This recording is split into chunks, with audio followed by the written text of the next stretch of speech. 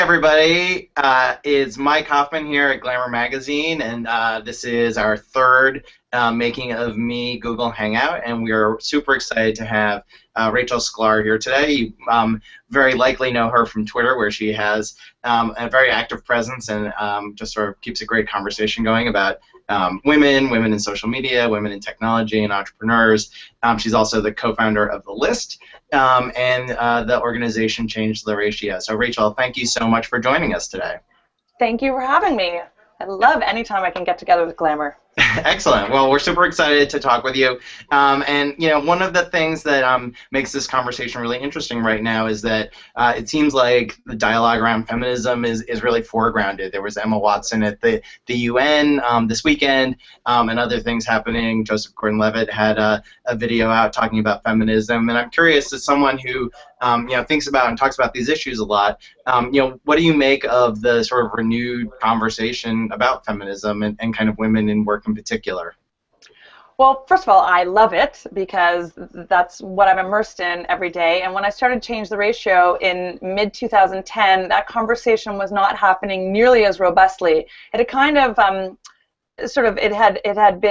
it had surged upward with in 2008 with the candidacy of Hillary Clinton, and there was a lot of discussion, debate, egregious behavior, and a steep learning curve around that. And then it sort of subsided, and particularly where from my vantage point, I started in media, I moved into tech, and tech was very focused on the notion of meritocracy. So, notions that anything could have been accomplished, on any grounds other than merit, was pretty verboten. So there were no discussions sort of around privilege and the defaults in society. And so it's been a good few years. It's been really fun to go from pushing the rock uphill to sort of getting up at the top of the hill and finding the rock there. I mean, that's not entirely true. The rock is not at the top of the hill, but right. There's a lot more help in pushing it. So yeah, and I think one of the reasons that this conversation is so relentless right now, particularly in 2014, which has been an unbelievable year for sort of like real robust discussion about sort of the defaults that are frankly out of date in society. And I think one of the things that's been very interesting is that it isn't just about isolated incidents, it's about culture. So Emma Watson's speech wasn't just about why feminism is important and why women should be equal, darn it. It was about the culture surrounding and creating the norms which aside from specific individual misogyny, like institutionally tended to favor men, tends to favor white men, tends to favor straight white men. And so that's what I think has been very interesting recently. The other thing that was interesting was the White House campaign against campus sexual assault, the It's On Us campaign. That also really targeted the entirety of rape culture, and didn't and didn't sort of single out the specific participants in the process, i.e. the assailant and victim, where the focus usually is, where it talked about sort of the larger culture. And so I do think that has been interesting. There's also the woman at Columbia who's carrying the mattress around as kind of like to foreground the conversation about rape on campus in particular. Which is amazing, and I mean should really be shaming Columbia. It is appalling that it could ever get to that point, but you hear story after story after story about campus sexual assault and how schools really, they just don't want to deal, and they have to deal. It's a real problem, and Emma. I'm not sure I'm getting her last name correctly. Emma Sulkowicz. Her project. I mean, she's doing more for women at Columbia and on colleges than it sounds like Columbia's done at all. So kudos to her. So we've talked a lot about the conversation around women's issues and feminism. Let's talk about The List and your sort of interesting career path. Where did that idea come about, and how has running The List kind of changed the way that you think about yourself and your work life?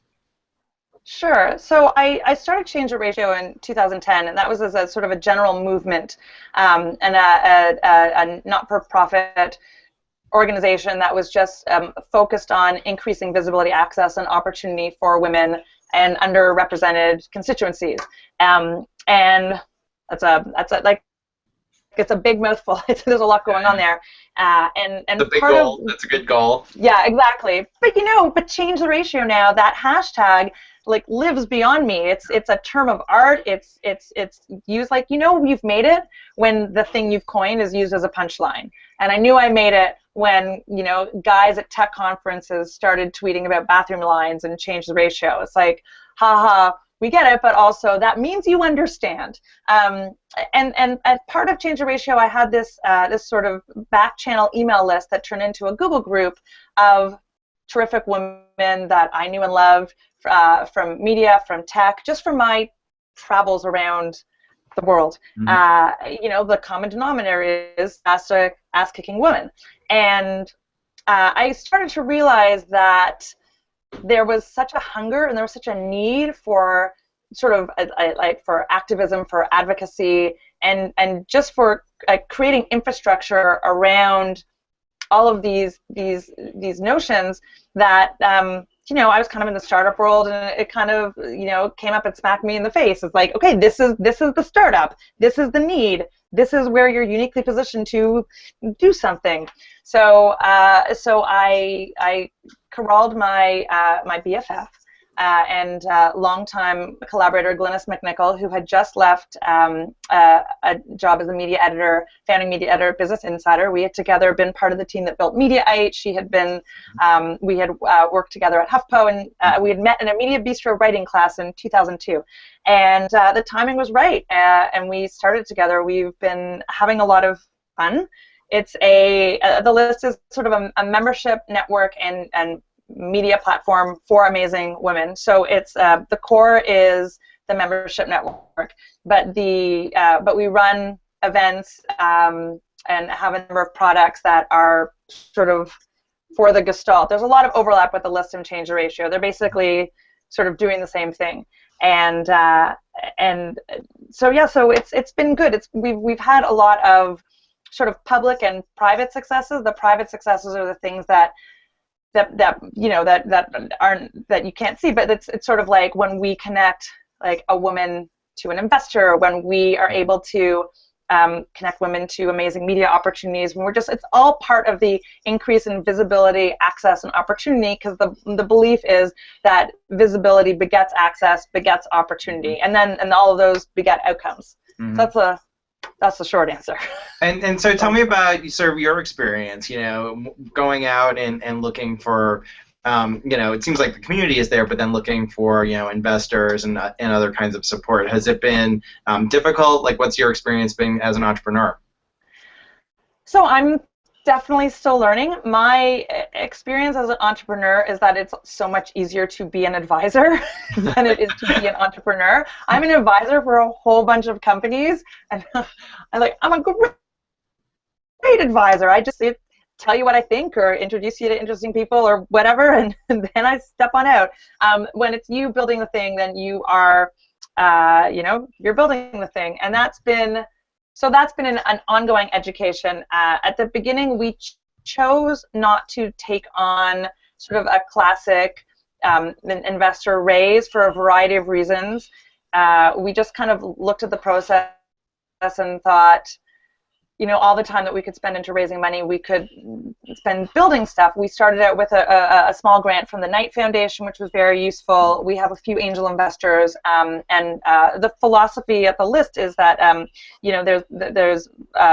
there's memberships that cost money, because the philosophy is around women, like the value that women create being acknowledged. There's sort of Sheryl Sandberg talks about it in Lean In, this notion of a gender discount, where women are expected to be helpful and to provide aid, and how can you pitch in, and where the exact same things are offered by men, they're seen as sort of monetizable and compensable, and so we sort of take that very, very seriously, and so while we're kind of like need blind in terms of membership.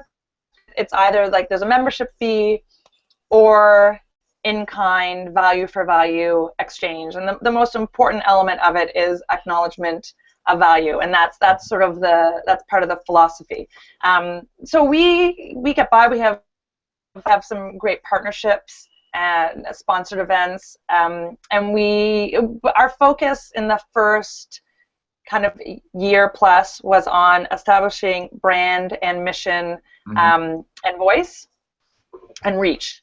And now we are a little bit more focused on cashing in, I guess. Right. Well, we'd love to make a lot of money. Well, I mean, one thing that I think you've done very effectively, for a long time is really creating that reach and starting that through social media. And can you talk about that and how you think about social media? Is it just an extension of who you are and natural? Is it something that you do because you also see that it has an important power to convene people around the issues you care about and around your business?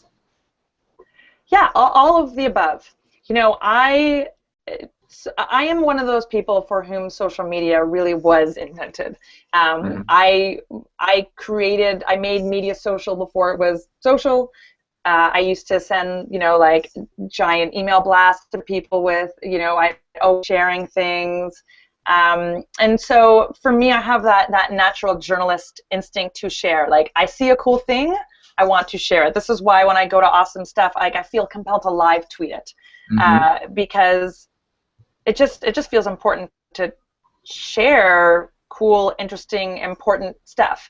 And so that was where I started. And it's very conversational. It's very impulsive. So I got that down. And I'm kind of like a voracious consumer of all media. So that means that I get excited by a lot of different stuff, and so I have kind of like some like weird constituencies in my social media feed. Like there's obviously the core of like the people who are interested in feminism, social justice, progressivism. I got that covered. I'm a former lawyer, so I will occasionally nerd out on law things. I'll always tweet Dahlia Lithwick at Slate, or the latest Jeffrey Toobin, and I'm a musical theater nut. I'm a huge musical theater fan, so social media has been great for surfacing the musical theater fans. Like, I'll throw out a lyric or a reference, and all these people will surface in my feed responsively, and I love that. And I've made real musical theater friends from people who are in the real musical theater community that way. And so I'm kind of part of it now, which is delightful. So I think that my sort of advice to people on social media is to just use it authentically in ways that feel normal, that don't feel forced and aren't interrupting the flow of your day. It has to feel like something you want to participate in. But mostly, I guess if I was smart, I would say, I have such a strategy around social media, but I really don't. The strategy is mostly based on impulse and what I find cool right now. Mm-hmm. Now, you wrote a piece, I think earlier in the year, about Jill Abramson that got a lot of traction and pickup. I mean, can you sort of talk about that piece, and then also what you learned from it, and when people approach you and ask you about it, what did they say? Sure. So so Jill Abramson, first of all, is someone whom I have had admired forever. She's so accomplished, and so this word is used often, and I use it often, but she really is such a badass.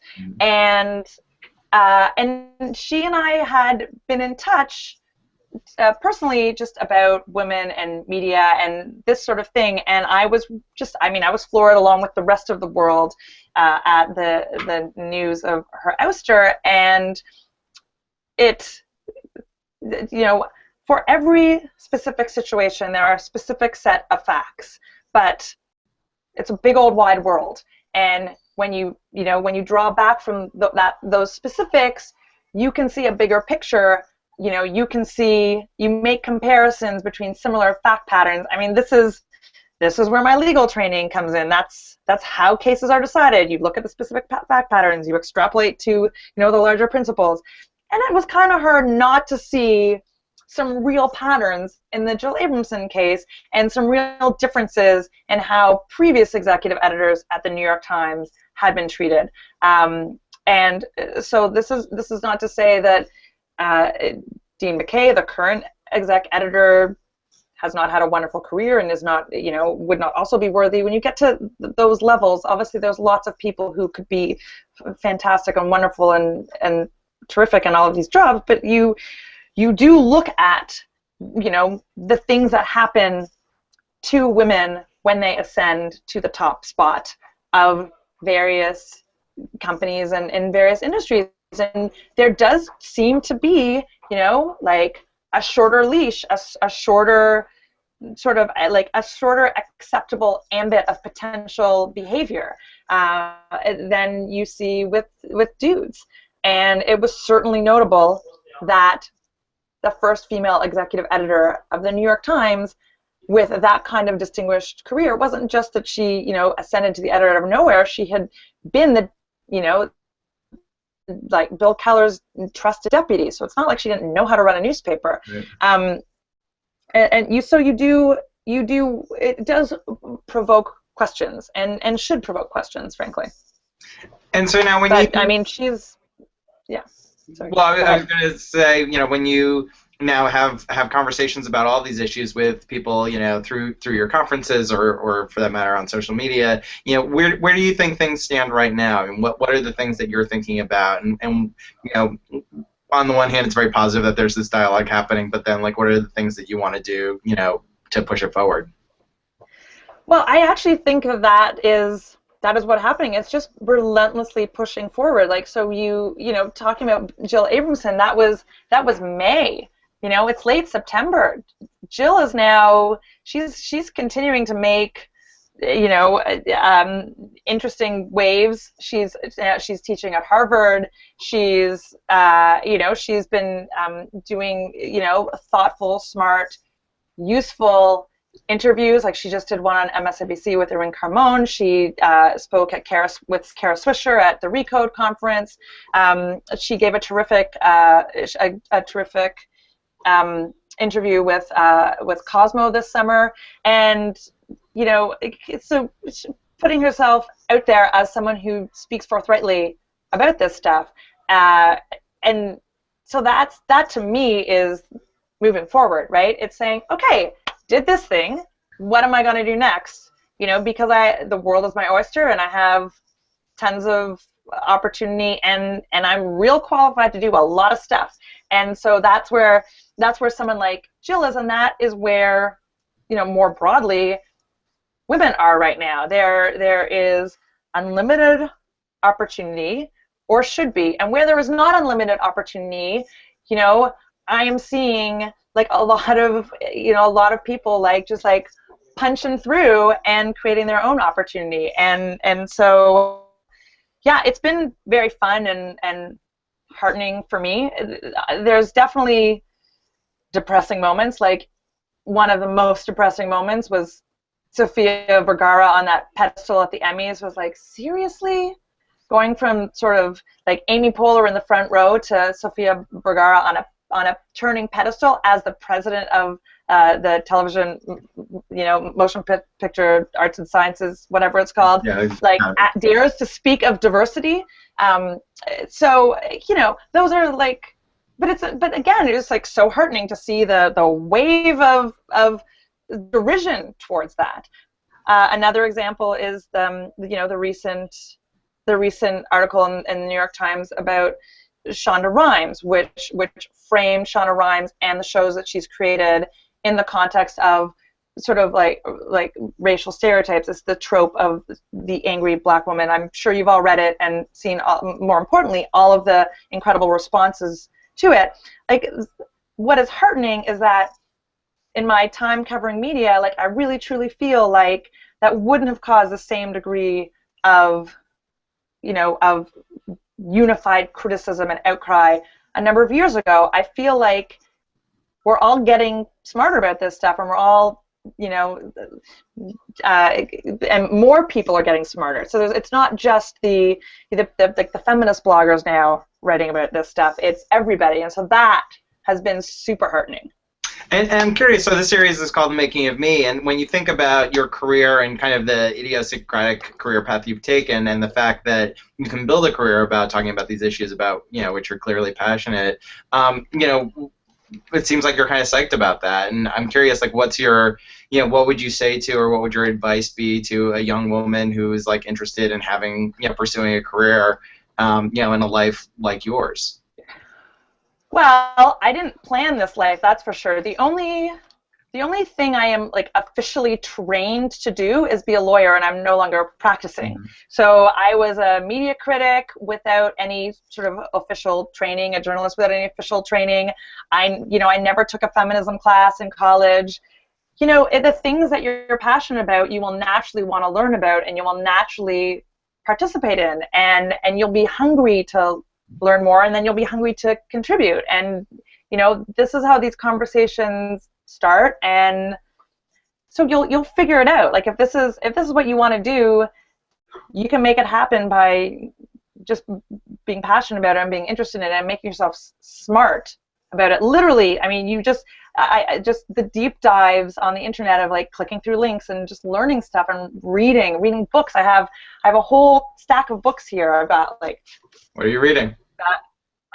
Bad Feminist. I was gonna like show off some list books and stuff. I've got Jill Abramson's on the list. I have her puppy drives. But like one of our members, Joe Piazza, like if nuns ruled the world, like this is it's amazing stuff. There's so much good stuff to dive into and learn from. So yeah, you don't have to go to school for stuff. Although I liked law school, I did. I loved it. But there's other stuff you can make your own way according to the things that drive you and fascinate you. Great. Well, Rachel Sklar, the co-founder and the entrepreneur behind Change the Ratio and the List, thank you so much for joining us for the Glamour's Making of Me series. Tell people where they can find you and find the List, on Twitter and so forth. Oh, it's just my name, Rachel Sklar, RachelSklar, and the List is slightly more challenging. It's a domain hack, so it's a .st domain, so it's THELI.st, but we're just the List on Twitter, and you can sign up for our newsletter at our site, and I don't know, I'm around. Say hi. Very cool. Well, thanks, Rachel. We really appreciate it. This has been Glamour Magazine's The Making of Me. Thanks. Bye. Bye.